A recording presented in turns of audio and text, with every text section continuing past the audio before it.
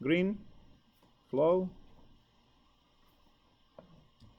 Hello and welcome back to Calculus 2. We are starting chapter 10, talk about parametric equations and set ourselves up for that glorious Calc 3 class. Parametric equations are really interesting creatures, in my opinion. They are powerful in a sense that they can transform something that is not a function into a group of equations which are functions. And that is amazing. The other thing about parametric equations is that they break dimensions apart in terms of the newly introduced parameter. So I'm going to give immediately an example of this, and then later on we'll figure out how to get to that stage. So I will write x squared plus y squared is equal to 9, and I will also write x equals 3 cosine t and y equals 3 sine t, and I will put this brace like this to show that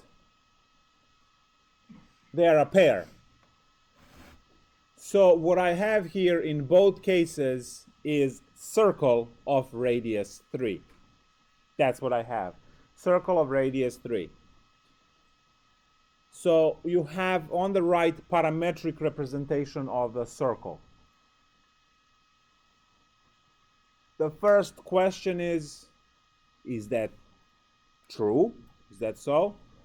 So let's see how we can deal with this. First of all, you observe the original equation that you know and love, and you immediately notice that there is no t there. And when you look at the parametric set, you immediately see these t's.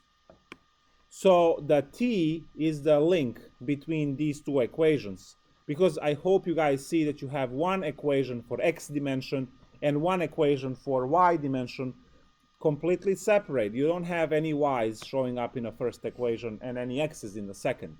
So these x and y dimensions are completely separated over two different equations. And obviously for the 3D case, you will have one equation for x, one equation for y, one equation for z. And it's used in Calc 3 immediately in the first chapter you learn. So chapter 11 is using this, and chapter 12 and chapter 14. So that's going to be everywhere. So now, what are we doing with this? Well, I would like to first verify that these two are the same equation. So I'm going to solve in this equation for t, which is going to be inverse sine of y over 3. And I'm going to plug that in the x equation. So now what I'm getting is x is equal to 3 cosine, and then instead of t, I have to plug the inverse sine of y over 3. And finally, you see these problems. You might remember this from your pre-calc 2 course, trig course, where you had to solve these things. Now, at that point, it was just an annoying problem that you have to grind through. But now you see that that calculation is relevant for something, right? So now how we solve this? You set up your triangle, and for sine, opposite over hypotenuse.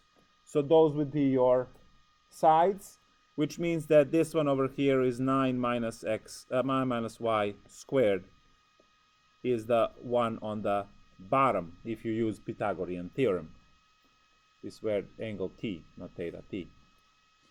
So now you will write x is equal to 3 cosine, and now instead of sine, you will write cosine inverse, which would be the square root of 9 minus y squared divided by 3. At this point, cosines cancel each other out because they're inverse of each other, and you will get x equals 3 times the square root of 9 minus y squared over 3, in which case the 3 is now cancelled. You get your x equals square root of 9 minus y squared. You square both sides. X squared is equal to 9 minus y squared, from where you get x squared plus y squared is 9. So I was able to start the from parametric set and work through using the trick calculation you learned in pre-calc 2. I was able to go all the way through the calculation and get the same equation for the circle. So now you see that these two are equivalent, and that leads us to our first parametric set, which we are going to remember. So circle is x equals r cosine t and y r sine t as a parametric set. But then in general, ellipse is going to be x equals a cosine t, y b sine t. So now you see that if the radius is the same, you get the circle. If you have different in x and y, you will get an ellipse, which is something that you should know, again, from your pre-calc. You should know that the circle is a special case of ellipse, where the minor and the major radii are the same value. Then ellipse becomes a circle.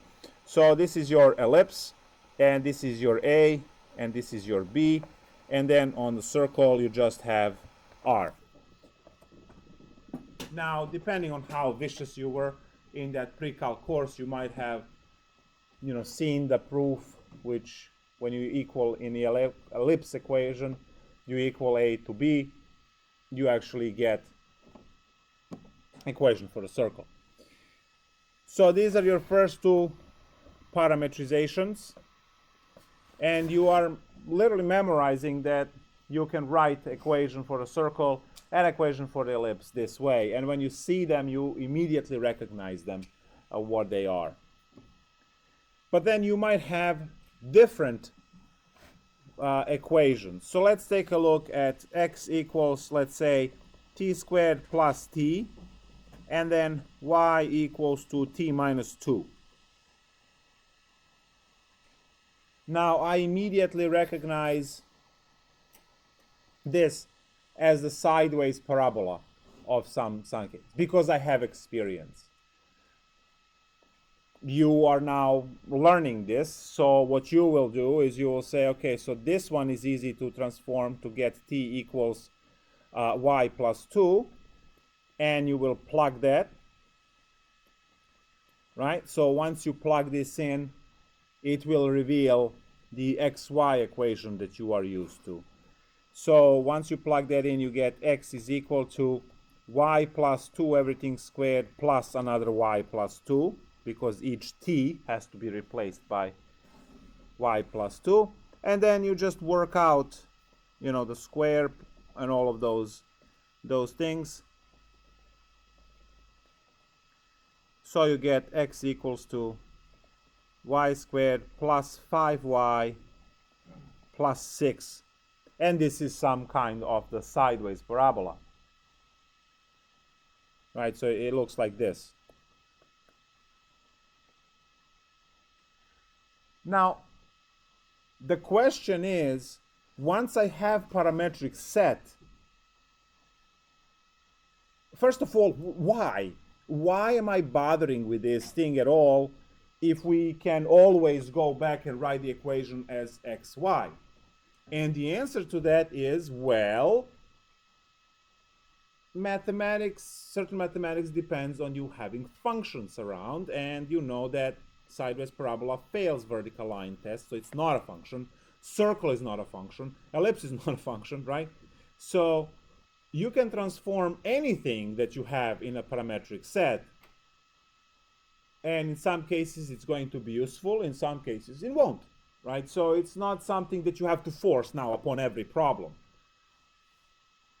Well, for certain problems you will have to, but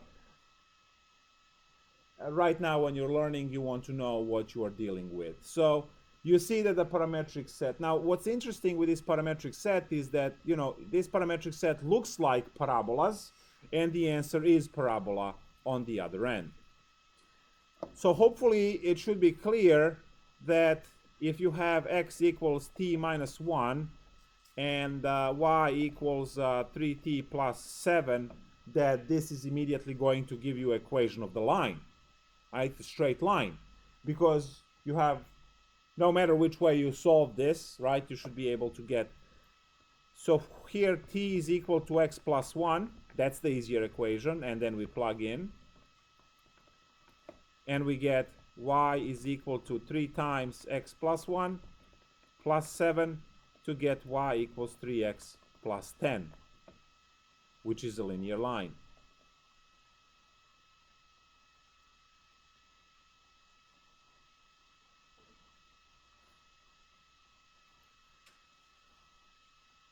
Can I graph these? And the answer is yes. We can graph this by hand by simply computing the points, just like in middle school. But your calculators can be switched from function mode into a polar mode, into a parametric mode. So your calculators, graphing calculators TI-83, 84, which are the most common ones, can actually graph these ones. So if you have a calculator right now, I just want to tell you what to switch, and then eventually you can let me just find where my guys, if you are running non-junk equipment, you know, I mean non-Apple phones, you can actually download the app for this calculator on it. If you are running iPhones, then just throw them in garbage and get real ones. Get a real phone. So if you have a TI-83, 84, it works the same. What I need you to do now is to go into mode, which is right next to the second key. And if you look on the fourth line, it says func, par, pol, se, right? So that par, that's your parametric equation. So switch it there. Go down to, make sure you're in radians. And then go to the fourth line and hit parametric. Hit enter to select that. And now second quit. And when you push y equal, you will see that your good old screen, which had F1, F2, F3, changed into X1, Y1, because you have these parametric sets, right? So if you type now, go and type 3 cosine, and when you push variable x, it will print theta. Oh, sorry, it will print t. So variable x now will print t instead of printing x. So 3 cosine, push x, and then for the next line, 3 sine, it will show the circle. Well, it will look like ellipse, but it is a circle. Okay, how? Can you start from the top again? Like, I was doing something else. Mode? Beginning. Okay, mode. Mode. Are you in radius? Yes. Okay, there's a fourth line. Click on, Function, parametric, I see. yeah, par, yeah. And then click Alright, so I said like 8 second click. and And 7. then Y. And then click Oh, it's a the point. first line. Equal cosine of T. The X. X. And you put X is gonna be right here. Oh, that's pretty cool. 3 sine. Thank you. Okay, no problem.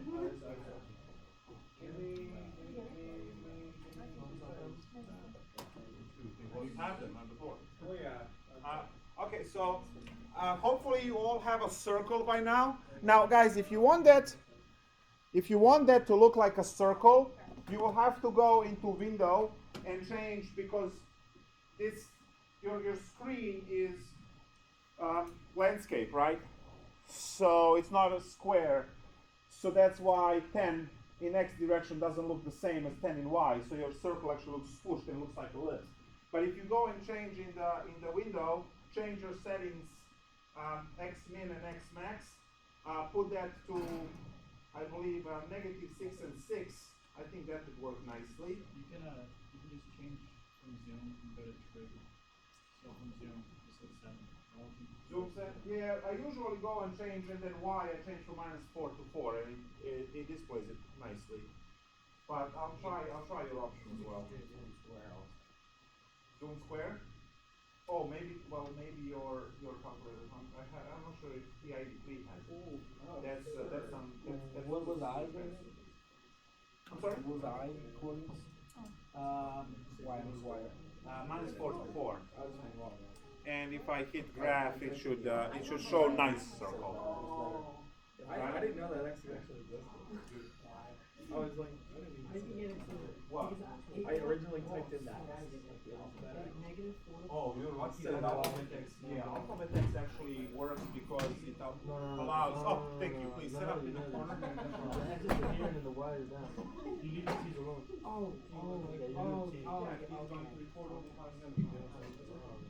I almost did the same thing. I use this so many times.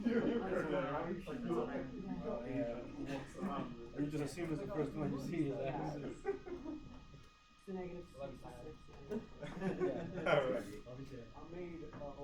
Apparently, you guys will talk after the class.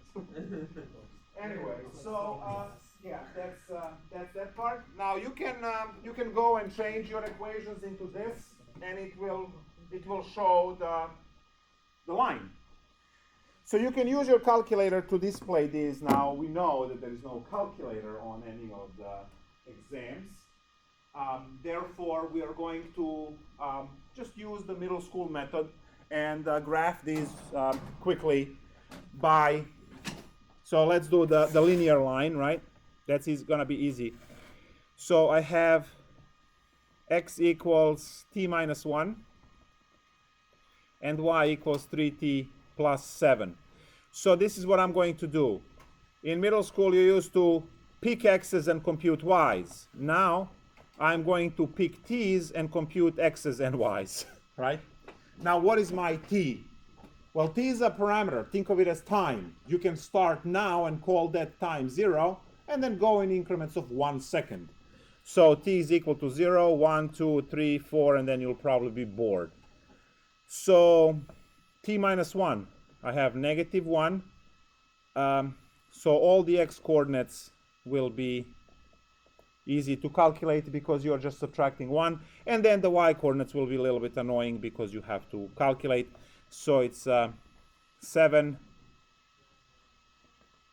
10,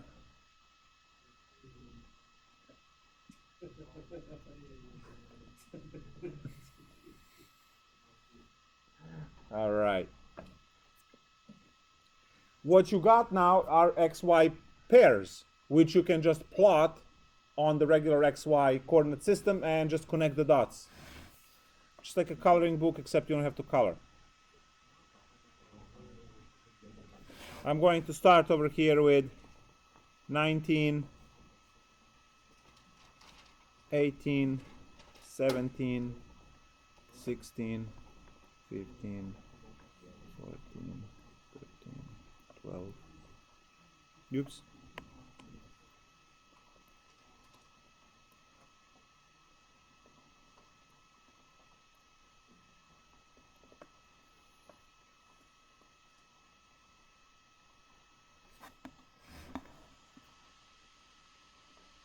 There's x-axis with negative 1, 1, 2, 3, and 4. So I have negative 1 and 7, which is this point, and then a 9, no, 10, 13, 16, 19, and you can see the linear line.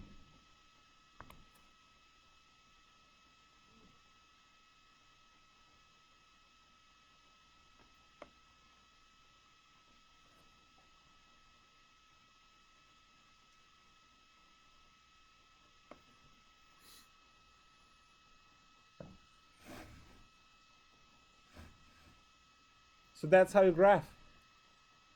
Pick your t's, pick your t's, compute your x's, compute your y's. You have ordered pair x comma y, and then just go from there.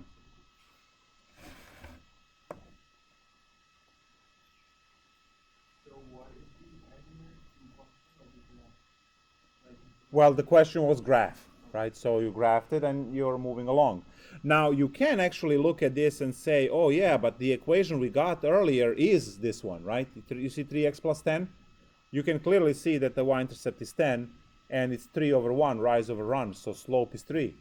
So you could write the equation by looking at this. So parametric equations are going to separate our dimensions x from y, and the connection between those dimensions will be introduced through this common t that they share. So you can think of t as a time passing, and then both x and y coordinates align themselves right through the equations as t is progressing. Now this t, parameter t, or theta, you can use theta if you want to. Parameter t can be between negative infinity and infinity, or it could be on a finite domain, so on a closed domain, let's say from 0 to 5 or negative 7 to 3. It could be right anything, which would then give us either the full function line or a segment. So line segment is important for a lot of our calculations. So before I talk about that, let me just make sure also to talk about the positive orientation.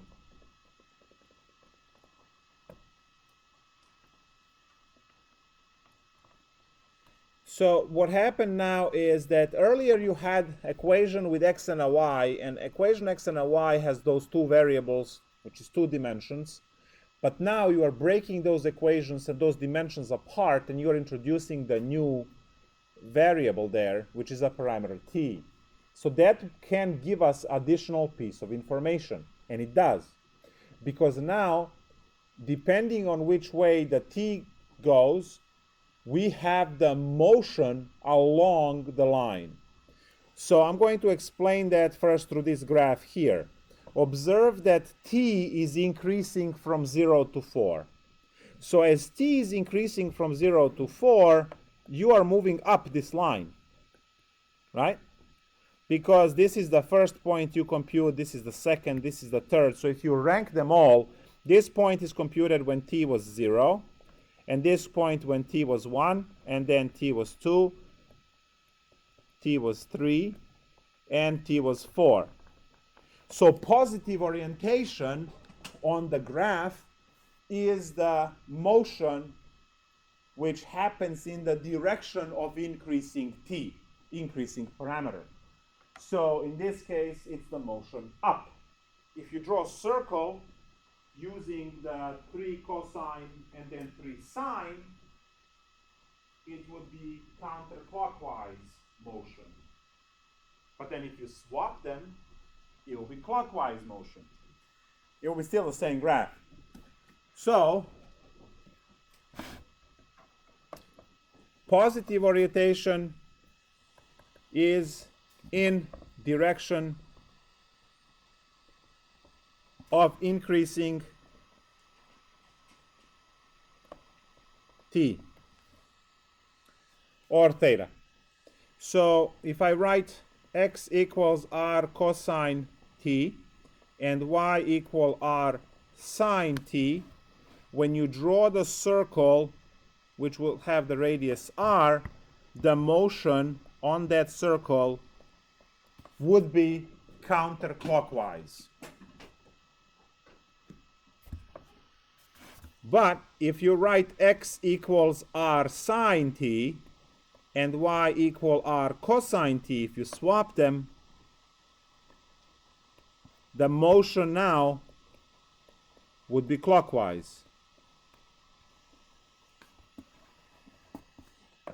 So because we have this additional variable t now, we have additional piece of information, not just the shape of the line, but also the direction of motion along that line.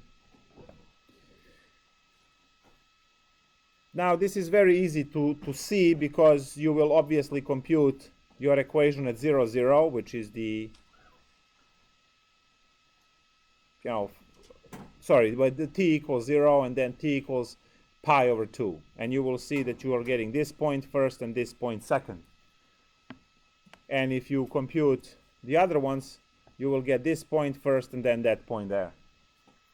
So you'll see that if you want to learn these things, obviously you will play with various graphs and see how they move.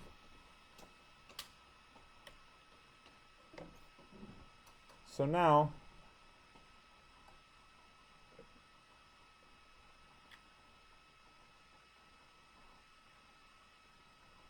I just want to talk about the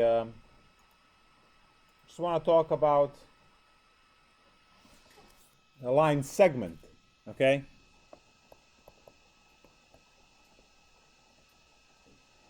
This is very important for Calc 3 because your paths that you will use to integrate line integrals and other stuff are line segments most of the time. You never integrate over infinite line. So say that I have x equals 2t squared minus 1 and y equals t minus 2. But then t is going to be trapped from 0 to 3. So this is now a line segment, and you can still convert this into xy, but y. You can just compute your 0, 1, 2, and 3 points and just draw those on a graph and be done.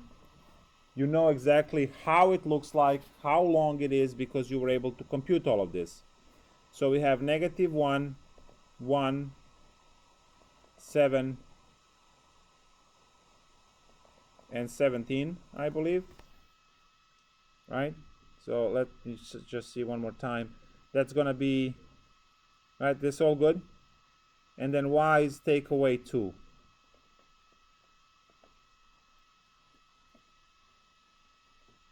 So I can graph this. I can graph this easily and see how this looks like. So I want this to be 17. That's a 15. That's a 10. That's a 5. 3, 2, 1. And this is where the y-axis is. Now y-axis, I need only 1 on this way. And I need 1, 2. So this is 1, 0, negative 1, negative 2. All right. So now the first point is negative 1, negative 2. The next point is 1 and negative 1. The next point is 7, 0. And the next point is 17, 1. So this is what I see.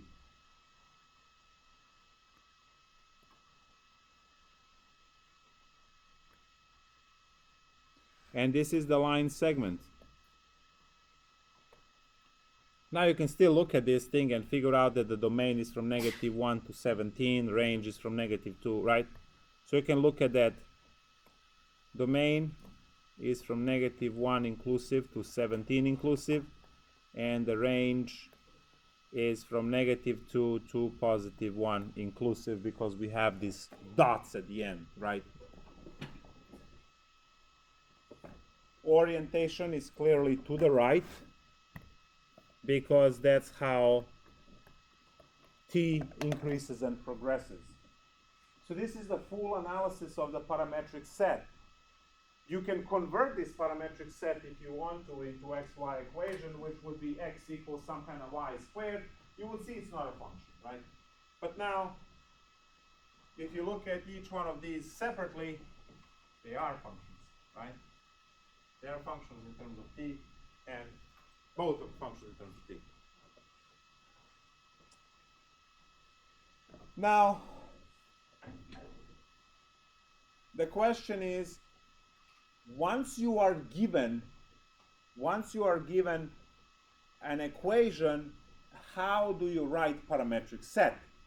That's the skill that you need. So I haven't done that today at all. The skill that you need for Calc 3 is not how to go from parametric set into equation, but how to go from equation to parametric set. That's the one. Now, first of all, to achieve that, you have to memorize the circle and ellipse ones, right? Because you know the radius, you just plug numbers where they belong.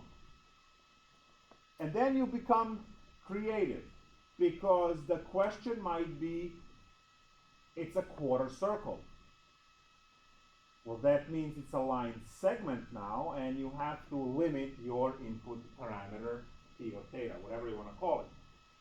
So let's say that you are supposed to parametricize quarter of a circle rather than having the full circle like so far.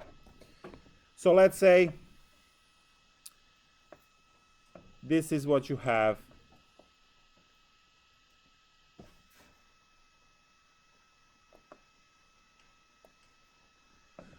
That's it. You know this is 0, 0, and you know that this is 0, negative 3, and this is negative 3, 0. You want to parametricize this particular line here. What's the equation for that? Now, to do that in rectangular coordinates with x squared plus y squared equals to 9, nope. We immediately write the parametric equation. You know that the parametric equation for the circle is going to be x equals 3 cosine theta, let's use theta, and y equals 3 sine theta. It's a circle, right? So it both get radius 3. But then theta is going to be between pi and 3 pi over 2. Because if I am to draw the rest of this, right, the coordinate system goes this way. We know that this is 0 pi, pi over 2, pi, 3 pi over 2, going back to 2 pi. If I'm to add that in. So we see that this is alive between pi and 3 pi over 2. So that's that. If I just leave it, if I don't have this, if I kill this, then I'm immediately getting the full circle, right? Because then theta is between 0 and infinity. And what that's going to do is just going to keep tracing it like this forever. That's all it does.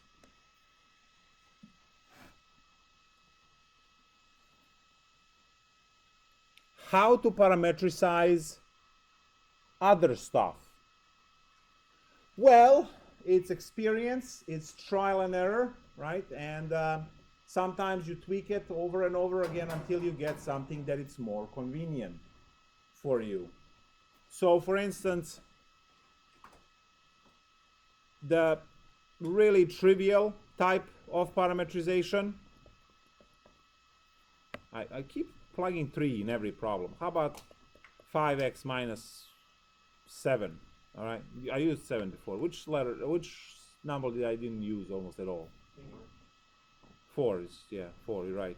I used 3 a lot, and I know I remember I used 7 as well. So here, 5x minus 4. I can easily cheat on these and say I will start with x being t, and then y must be 5t minus 4, right?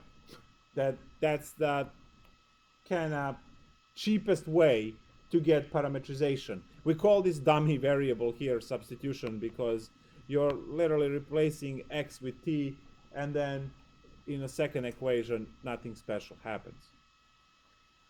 But believe it or not, there are infinitely many ways in which I can come up with parametrization. For whatever reason, I might want to start this with saying t minus 1, And if this is t minus 1, then the second equation y would be, well, x is t minus 1, it will be 5 t minus 1 minus 4. So the second equation is 5t minus 9. So that gives me parametric set x equals t minus 1. Actually, you know what? X equals t minus 1 and y equals 5t minus 9. That's the parametric set for the same equation. That's the key. You have to understand for this one, this equation has infinitely many parametrizations. And I can make this as bad as I want.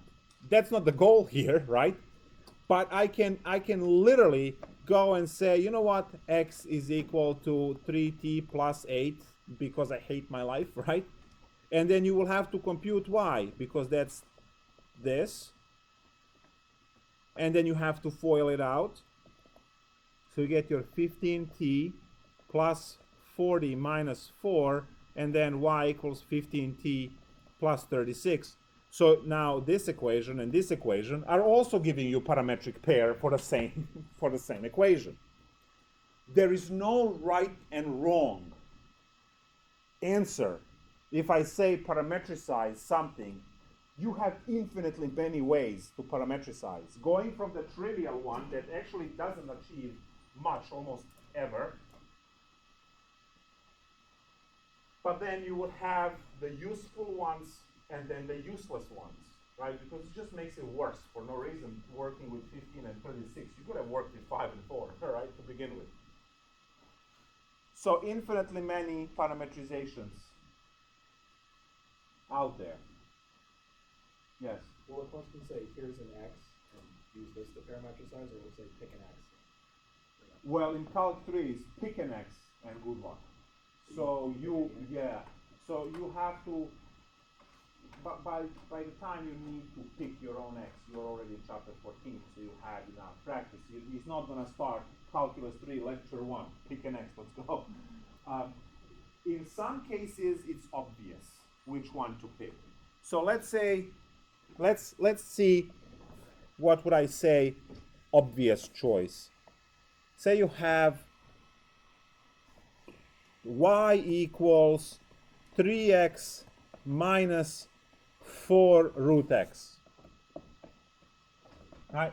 Let's say this is something that, and you really don't want to deal with this for whatever reason, right?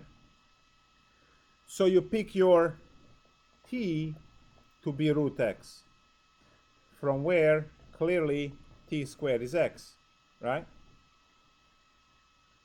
So now, what's y? Well, y is equal to 3, and we know x is t squared, and we know that root x is just t. So look what you got. You either work with this equation here, or you are working with x equals t squared and y equals 3t squared minus 4t.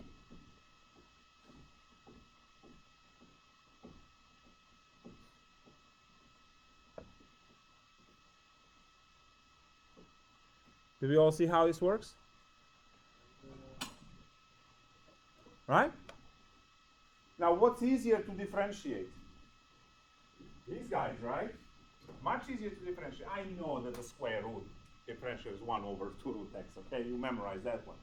But I'm telling you, in the greater scheme of things, when you have this more complicated engineering equations, something like this might simplify things for you. Not that you will ever lose the sight of Mathematica, but yeah, it's just sad that you don't see the power and you are not using that on a daily basis. Because the problems that we are dealing in all of the education are a zero joke. That's what they are. No matter how complicated you think you see them right now, try to look up some of the engineering equations and the number of parameters and the number of variables, and then you know what they actually mean. you will find that none of the stuff that I ever wrote in any of the lectures in terms of equations is nothing to it, right? And that's the reason why you have no incentive to actually figure that software out now. So then when you're hit hard, right, you finally have this position, and now you have to perform, you see this thing, right? Then you have to run the software on top of trying to figure out what the hell is going on at the same time. It's not fun. So, you know, you do have access to it. It's $1,000 gift, so go ahead and, you know. But if you try to do it in steps, right, now you figure out how to use Mathematica with this stuff, right, when it's easy to type. So then later, right, for the much scarier stuff, it actually becomes easier because then you don't have to learn the software as well. So that's the story on parametrization. I really don't have anything else. It boils down to experience. How much did you parametricize so far in life? Which is 0, right? And you will start with this first homework assignment, and then you will go from there. And you know, parametrization will hopefully get better and easier with time. That's 10.1. Now we're going to restart the stream and have 10.2, which is the short version. Actually, let me just see if I covered everything here. Just in case. Oh, derivative. One more, derivative.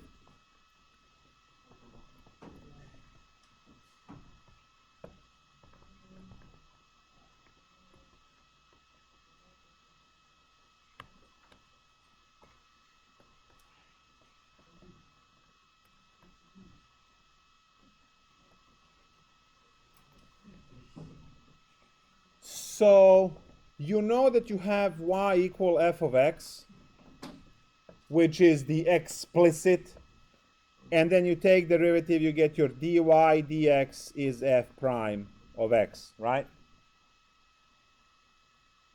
So we know that the derivative is this dy over dx. So I can do a little trick now because I know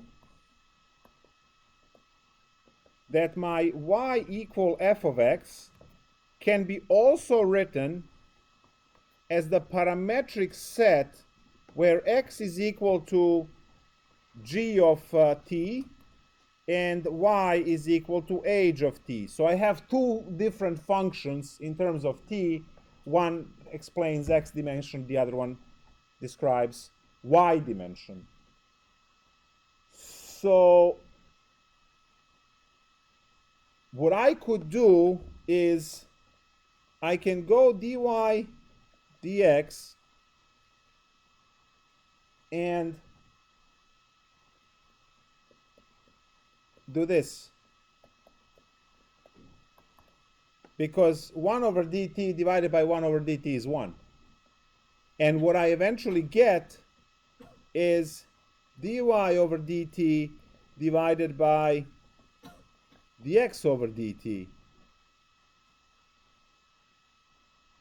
Well, isn't that just h prime of t divided by g prime of t?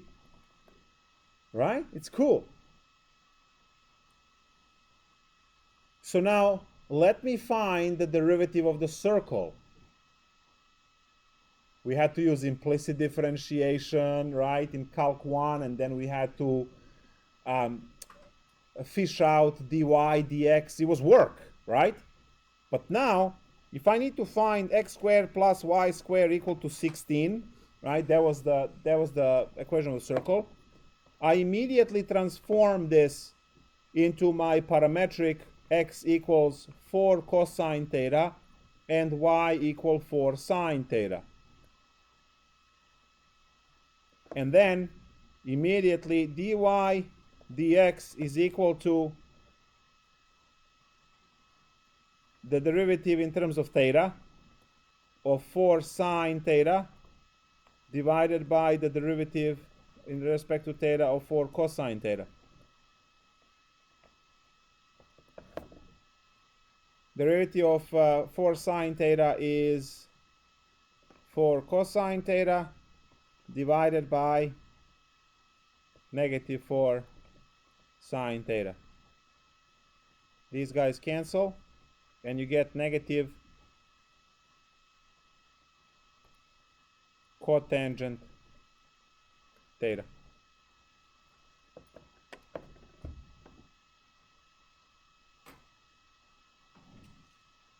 There's the derivative.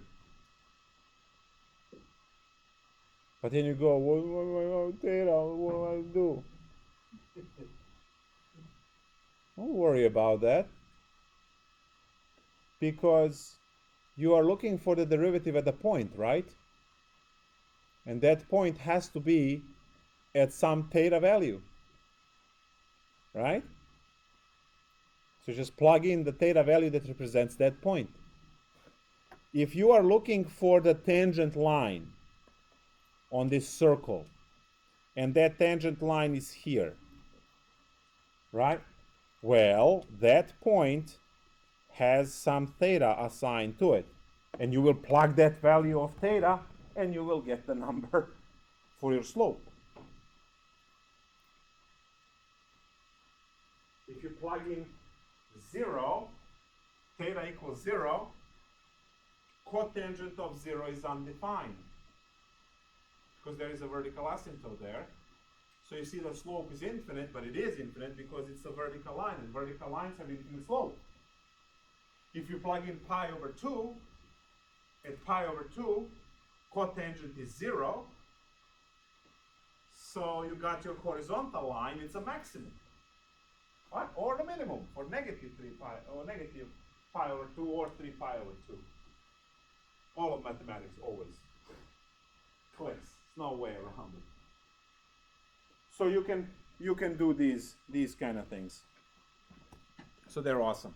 Now, obviously, what you should do when you get home to get more experience with this, you haven't seen this before. You have to play.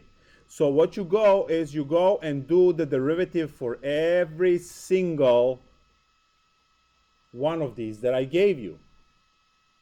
And if you don't do it, I can promise you what mistake you are going to make on the test. And I will tell you right now.